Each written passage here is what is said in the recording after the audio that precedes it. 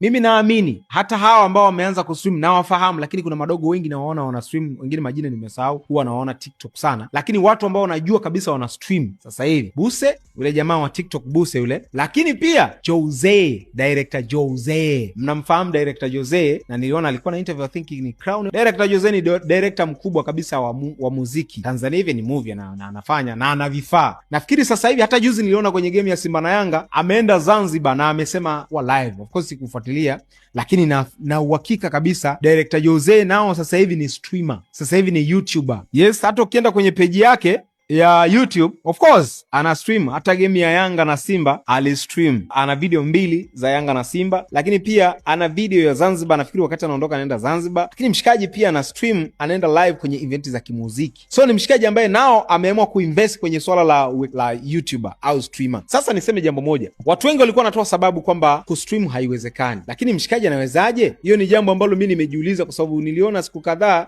mshikaji anavyoonyesha namna anavyo stream. Alienda kuwatembelea kina Anskana na alifanyiwa interview, akasema anaona kama kwenye upande wa streaming sasa hivi ni fursa. Kiukweli mshikaji ameamua, kwa sababu ni mtu ambaye alikuwa na shoot music video, kwa hata kuzungumzia swala la vifaa. Na kuna siku moja alikuwa anatembea, nafikiri ni barabara ya Koko kule, amefunga anashikilia simu yake, yuko na mshikaji wake anamrekodi. Na kuna siku moja aliwahi kuposti akasema, vijana wenzangu, tusiogope kufanya, tufanye bila kuona aibu wala kuchoka. Hii ni dashboard ilikuwa inasoma zaidi ya $5,000. Ametengeneza hizo kupitia stream zake. So kitu ambacho mimi sikutarajia ni kama mtu ambaye hata hatukumtegemea kumuona kwenye upande wa content creator ndio anakuwa YouTuber. Jose ndio mtu ambaye yuko serious kwenye upande wa streaming. Mshikaji anatembea na streams. Sasa amesha kuwa ni YouTuber. Ameona fursa na anaweza kuitumia, ndo atakuja kuwa streamer mkubwa Tanzania. Wala vitu tusivipuuzie. Kuna vijana wengi walikuwa wanalalamika sui network, kuna maeneo hataki kustream. Kwa nini uende kwenye sehemu ambao hutakiwi kustream? Bwana yeye ana stream barabarani. Yeye anafanyaje? Analipia vibali. So maana yake tusitoe kisingizio. Kama unaweza kustream, brother stream. Kwa hiyo maana yetu ni kwamba iShowSpeed impact yake imeonekana kwenye baadhi. Nimemwona Buse pia ana stream Ubungo. Kila mtu anatafuta eneo lake ana stream. Vijana